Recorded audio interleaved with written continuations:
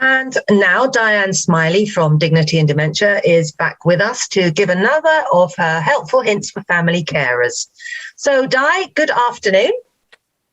Well, good afternoon to you, Gilly. And what are you talking about today, Di? Well, this week I'd quite like to talk about dental care. It is extremely important for people who are living with dementia to carry on with their dental cleaning regime.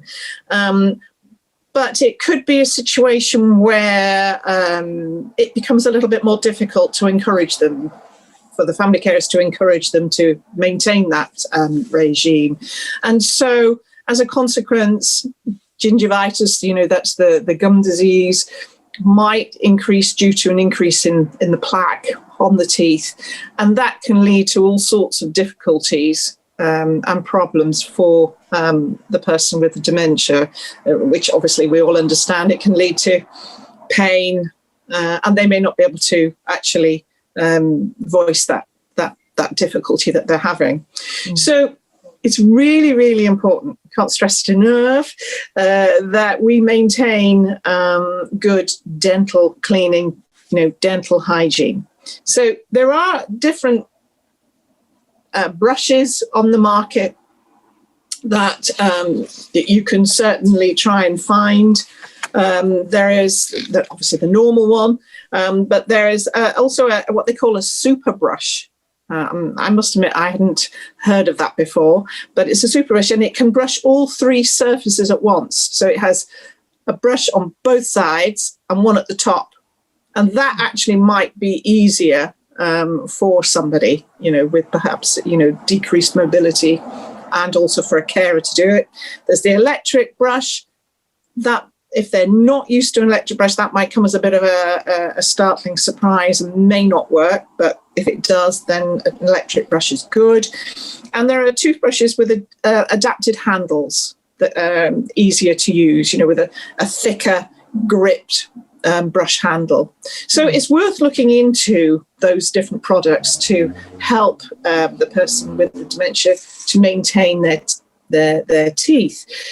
We must remember also dentures.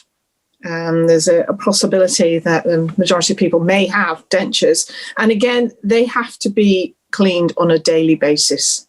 It still can cause dental infections if they're not maintained as well. And then just a brief word about going to the dentist. Some people, will be in that frequent visiting of the dentist, every 6 months or even every 12 months, whatever it is. And so therefore they're in that routine and used to the mouth being looked in, etc., etc.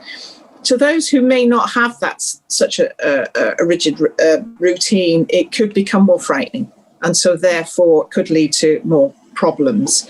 It's really important to inform the dentist of a dementia diagnosis. It's amazing how many people we talk to and they just haven't thought about informing the dentist. Dentist needs to know. And then just the other little tip is perhaps to arrange dental appointments for mornings, only because the majority of people with dementia are perhaps a little bit more accepting of appointments, at that time, rather than in the afternoon, and certainly not after 3 o'clock in the afternoon. So just a few gentle tips there about maintaining dental hygiene, good care, because it still is really important. That's great, Di. Thank you. That's really good, solid, practical advice that people can take steps with to help the person that they're looking after. Thank you very much. Nice to talk to you. And we'll talk again soon. Okay. Thank you. Bye-bye.